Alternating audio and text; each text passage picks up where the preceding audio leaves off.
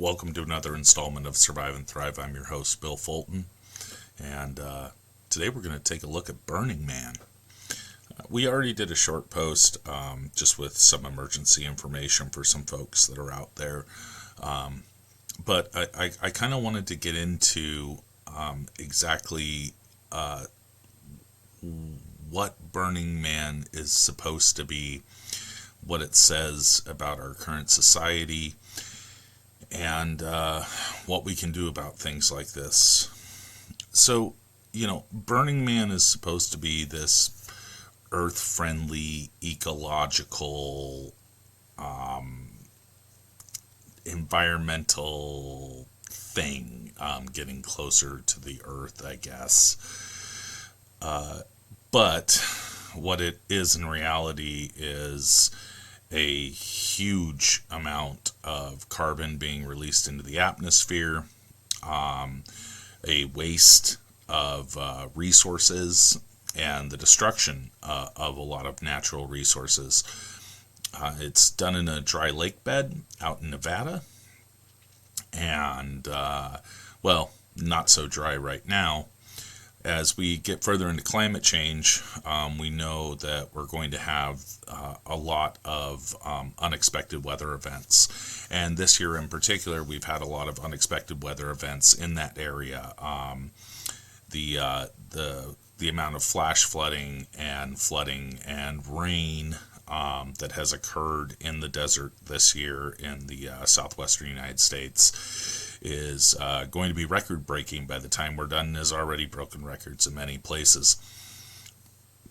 So, for the organizers of Burning Man, probably not the best time nor year to do this. And it's probably not going to work out for them anytime going forward. More importantly, I think we need to look at the fact that we have millions of people living in the desert Southwest that should not be there. We have continual issues with water, waste management in some of these larger cities, Los Angeles, Reno, Las Vegas, Phoenix. As we go around that area, those areas were never meant to support this many people. They cannot support this many people long term.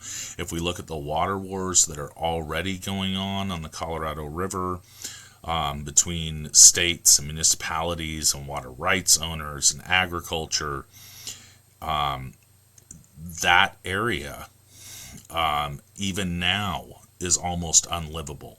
And it's only livable because we can move water there, but it's water that we're taking from other places that need the water. If we, extrapolate that out to the millions of people that live there and what the models are saying for climate change, those people are going to need to migrate in the next 20 years, and they're going to need to migrate north. And they should already be starting to do that. The fact that municipalities are still trying to attract companies to the southwestern United States is ridiculous. The fact that the federal government hasn't stepped in and said, hey, we're going to start relocating people is ridiculous.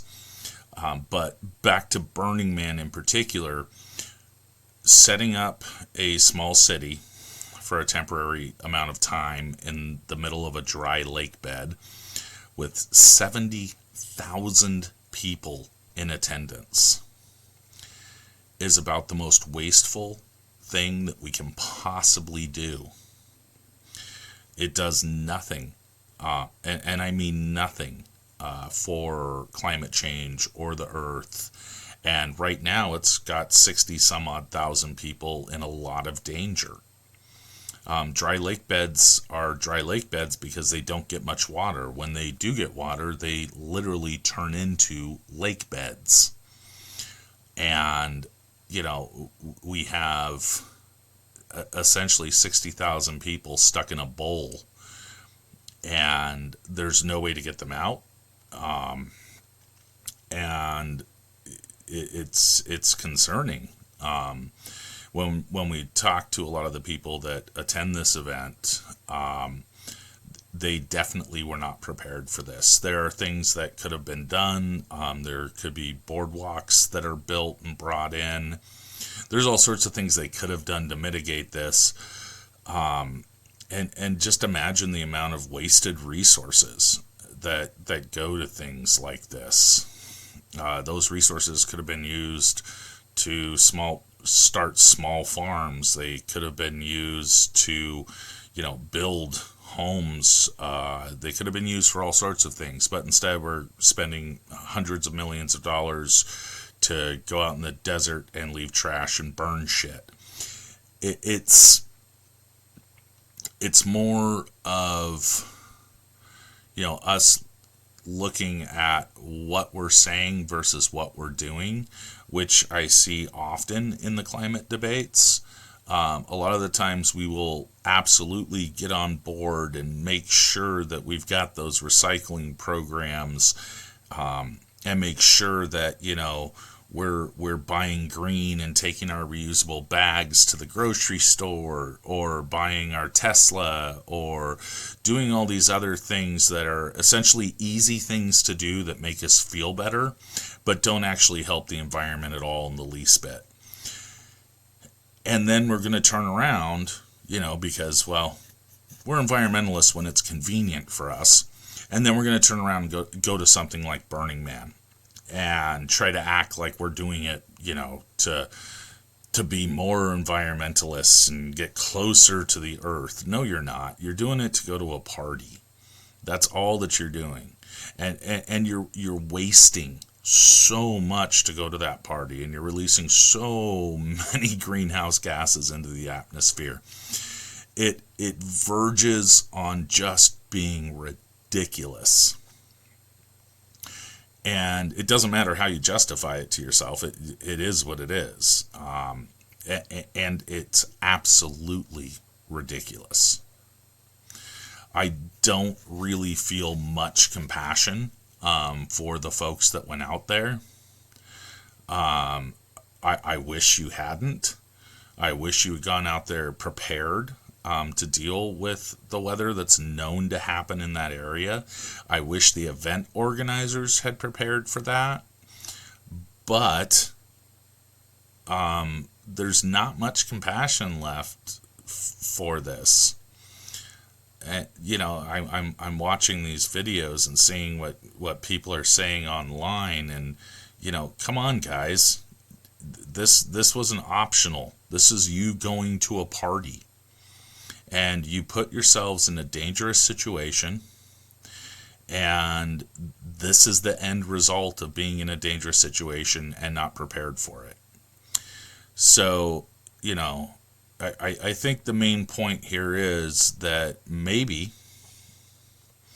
in the future, instead of going out and building a temporary city in the middle of a dry lake bed to make you feel good about yourself, you could, go have a drink at your neighbor's house if you want to party.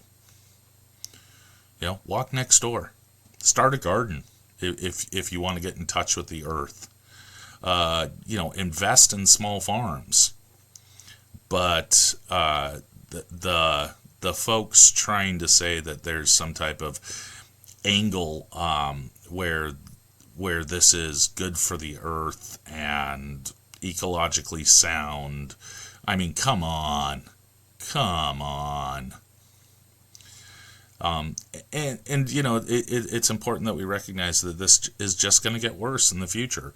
We're going to see more and more disaster type events. We're going to see more extreme weather, and we're going to see more things like this where the normal way of life is disrupted.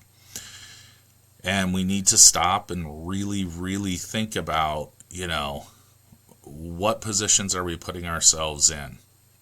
And, I think situational awareness, we talk about it a lot in the book, Survive and Thrive. But I think situational awareness is really what's lacking. And, being aware of your environment, being aware of the risks that are around you, and mitigating against those risks before they ever happen is what disaster preparedness is about. And the Burning Man Festival is an excellent example of not doing any of that. And what can happen. I mean, we have people that are going hypothermic in the middle of the desert in, September, which is not something that should be happening. That's not normal. That means that those people were absolutely not prepared. It's a total failure. But that's what's going on at Burning Man, or at least my interpretation of it. Feel free to comment. Feel free to ask me questions. I'll make sure that I answer everything I can. And till next time, survive and thrive, folks.